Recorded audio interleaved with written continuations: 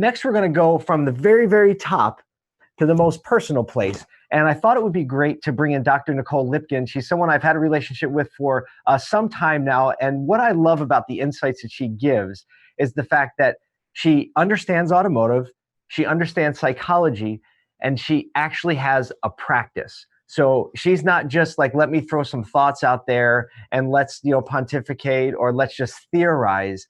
She actually works it down in a day in, day out situation and has experience on the ground. So I thought it would be great to talk for the 15 minutes or so to Dr. Nicole Lipkin, who maybe can give us a little insight on what this is actually doing inside our brains from a physiological standpoint, and gives us a little understanding of how we can manage our stress and manage ourselves so that we can make better decisions, because we all know when you're under duress, you make worse decisions. So having things in their place so that we can make better decisions, I think, is a really great way to get us aligned. So I'm going to welcome to the program a friend and very insightful professional, Dr. Nicole Lipkin. Can you hear me?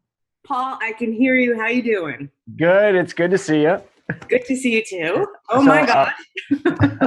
I know. So to give a little perspective, so you're in the Philadelphia area. I am in the Philadelphia area. Yes. And you're home. I am home with the fam. I know it. Well, thanks for giving us some time today. You obviously have a lot of familiarity with the automotive industry, and you understand how people work. So if we could just start, I would like to just talk for 15 or 20 minutes. And why don't you give us a little bit of kind of high level, what's going on in our heads right now?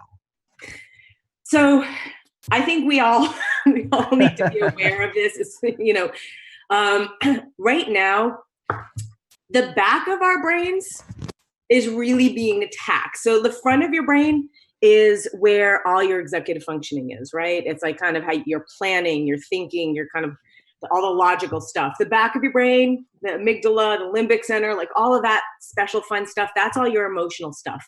That's being real triggered right now, that stress reaction. And for a lot of us, we're compartmentalizing like no one's business, right? Like just calm, cool, collected, have to manage what we have to manage and do what we have to do. But one of my CEO clients said it best, like, I am calm, cool, collected. I have things covered. I am managing this. But if I can't find my remote control, everyone in the world here is freaking out. And that's because like in our brains, we have a limited amount of time where we can be in that like, gotta do before things start leaking out. So the veneer's chipping away a little bit for most of us, and it's starting to leak out. And it's very much up to us at this point. And it's normal. It's totally normal. It's very much up to us at this point to recognize our own personal signs and symptoms of when we need to give our brains a little breather. And that literally might be a little breather, just taking a second and breathing or getting some water or walking around the house, whatever it might be. But there's only so long we can do that.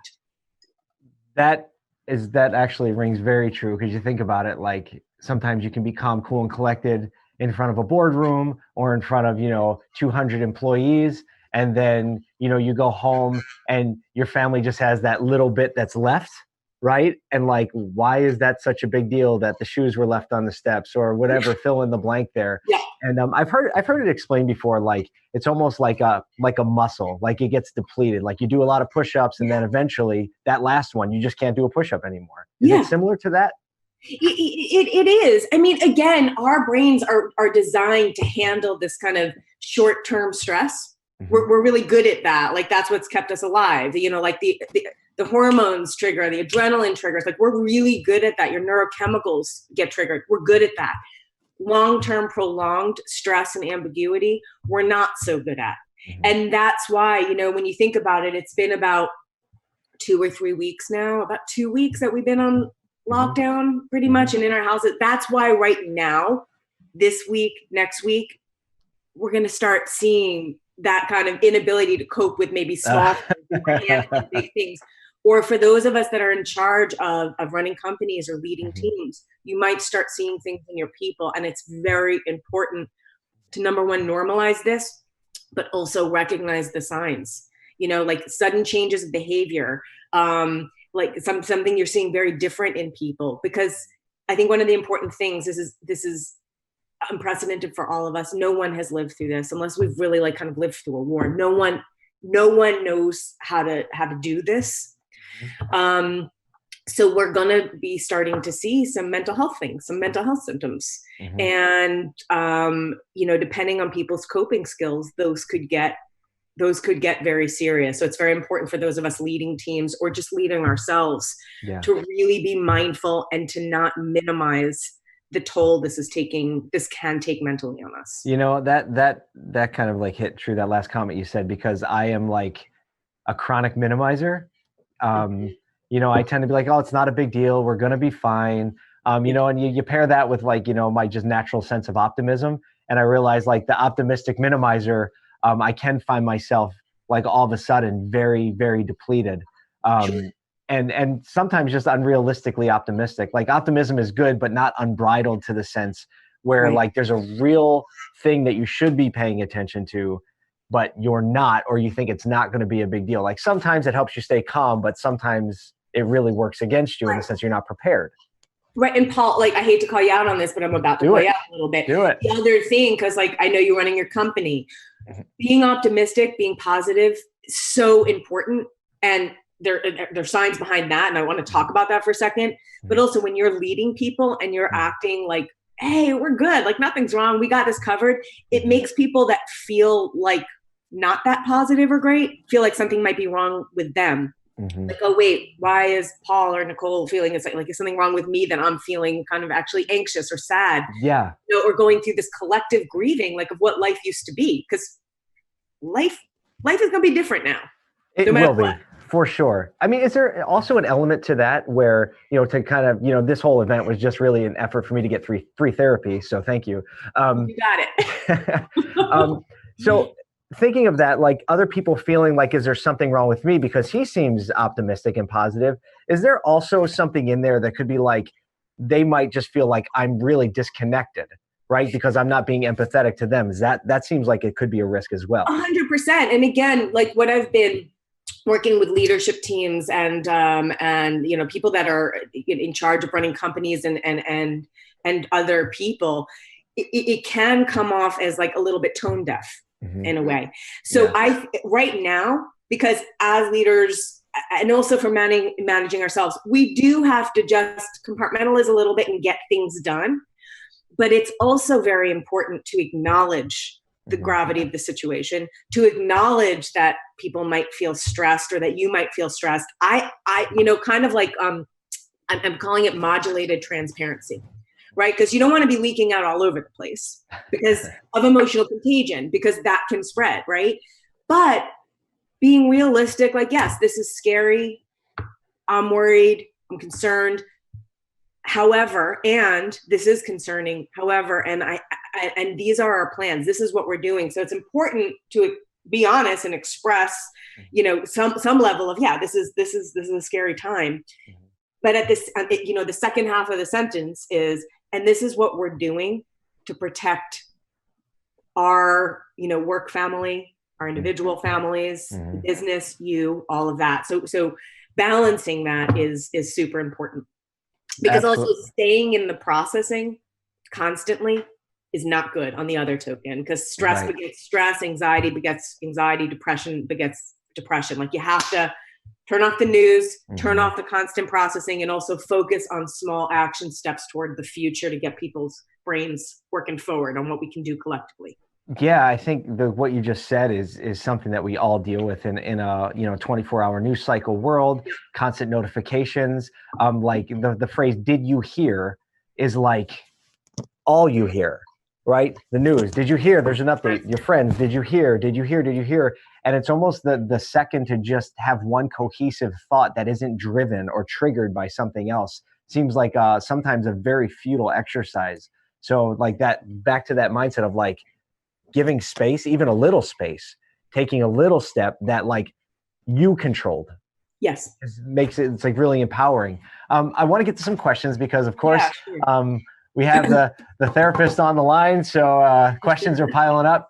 So here's a great one because, this audience is made up of, a lot of industry, like auto dealers and dealer personnel made up of a lot of industry partners and vendors. They're all made up of people who are in various stages of employment right now. So talking to like kind of the trauma or the things that happen when someone gets laid off, someone says, do you have any specific advice for an employee that's been laid off? So I guess this is asking from the employee perspective. That's what it seems like. Yeah. So again, it would, I think it very much depends how that employee was laid off. If the company has a plan to kind of furlough them and bring them back on, or temporary unemployment and bringing them back on. So I think it depends for a lot of people. If this employee came from a company where it's temporary unemployment and the plans to bring them back, I think staying in communication is very important. I also think doing things, again, that are proactive, of applying for unemployment, whether if this is full-time unemployment, doing a job search, but also with regard to your mindset. I think shifting into a mindset, it can be very easy to go into the, oh my God, the world is crashing in on me and nothing's going to ever be good again. You fall into that mindset, that spirals.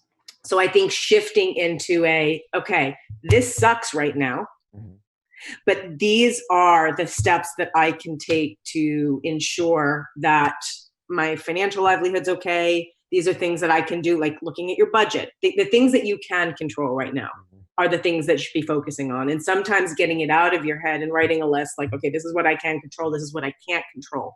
And focusing on the things you can control and focusing on the priorities is super important.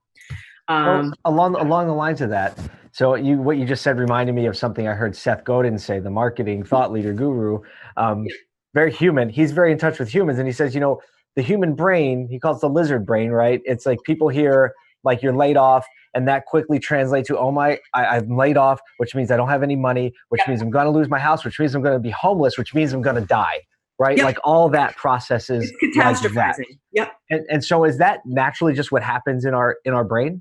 Yeah. So these are called cognitive distortions. There's even a name for them, right? Of course. And that one is catastrophizing, like if this person doesn't call me when they say they're going to call me, clearly they're dead in the middle of the ditch, right? Yep. That's catastrophe. Our brain does that. So all of us, no one's immune to that. That's going to happen. So that's why sometimes it's really important to get it out of your brain. Because remember, everything that's going through your brain right now is being hijacked by that emotional center because you're stressed.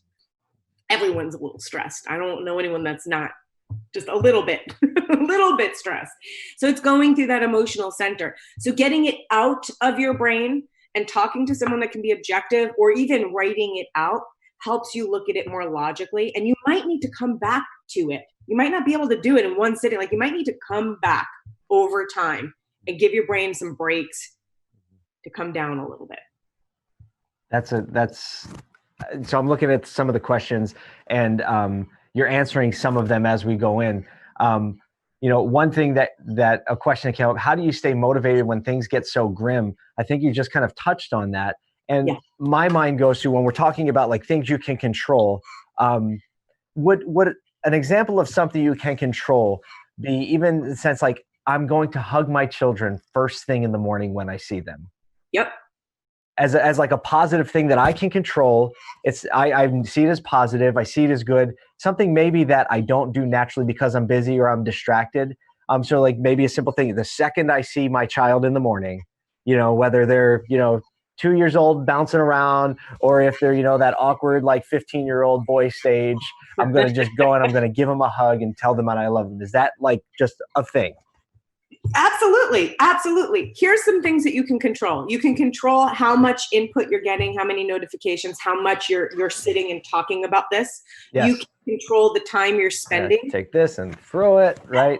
Absolutely. You can control, even though for a lot of us, we're working around the clock. Yep. You can control getting up, going and seeing your family. And this is very hard for families that have kids at home. I have a 1-year-old at home. It is hard. But you can control taking those breaks and going and kiss the little face and all of that. You can control eating correctly. Mm-hmm. You can control getting some physical activity in. You don't need to go outside to do that. You could do jumping jacks. We can go back to 6th grade gym class. Yeah. You can control certain things. But most importantly, when it feels like you can't, use outside sources, watching some comedy. You know what? Doing some mind-numbing television right now is not a bad idea at night to turn off the brain. Watching like kitten and puppy videos, not a bad idea. Having Zoom dance parties. These things, laughing, moving, I mean, they're releasing neurochemicals. So and those are feel-good chemicals. So I think we'll have time probably for two more along the lines of what you just said. I'm trying to keep things linear. Yeah. So someone asked, do you have any tips for embracing aloneness and self-reflection without having a total sense of isolation? Yeah, I think this is super hard right now. And I think even if whether you are alone in your house or even if you're with other people, this feels a little bit lonely. Mm-hmm. So one of the things that I do recommend is, even though this can be a little bit hard, is writing and journaling. There's a lot of science behind that about why that works. Again, getting it out of your brain versus just processing constantly. I think making sure that you're making time to talk to friends and family if those people are around or if you want to talk to them. Again, the exercise and thinking about, this sounds a little weird, but maybe do a vision board. Think about like how you want to show up. Maybe do some of the things that you haven't spent time doing, but think about how you want to show up and what are the small goals, even locked in your house, that you can do toward accomplishing that, whether it be taking a class, whether it be connecting with people, whatever it might be. I love that. A little bit proactive thinking. I love that. The proactive, because there's so much time, things that we don't have time for. Doing that. One thing that's really helped me, I mean, obviously I'm home with my family, so there's a lot of motion and commotion. But it's just every morning trying to keep my routine the same, waking up, you know what I mean, dressing up, doing my beard, getting my beard done and all that stuff. But it all helps me just stay in a positive mind that I'm still contributing to something outside. And you're setting some structure. Yeah. Well, final thoughts. Can you give us one thing personally that you found as a bright spot in all of this? Yeah. So I think, I know it's a hard question, which is why I'm asking to every guest today. So this is hard. But I think one of the bright spots is I think there's a lot of things in our world, as scary as this is, that are going to change for the better. Yep. And I think that, I personally have been really mindful of how much gratitude I have for things that was taken for granted before. So true. And I think that when we're all released, I think there's going to be a lot more gratitude and a lot more. And I hope that the world really can embrace each other a little bit more positively, because all that kind of petty fighting and the stuff that we get angry about just doesn't really matter. It's the stuff we talked about last time we had a conversation on the podcast. A little more civility, a little more kindness. The hugs and handshakes are going to mean a little bit more, maybe a lot more. Yeah. So thank you so much for sharing some of your time with us. It was great to have you. We'll make sure there's a link to Dr. Nicole, and she's also on LinkedIn here, so you can follow along. She puts out great content. So feel free on the tech side. You can leave the meeting because I don't know. We might not be able to pull you out. Okay. Thank you. It was good to see you. Thanks for doing this. Take care. I'll talk to you soon. Bye.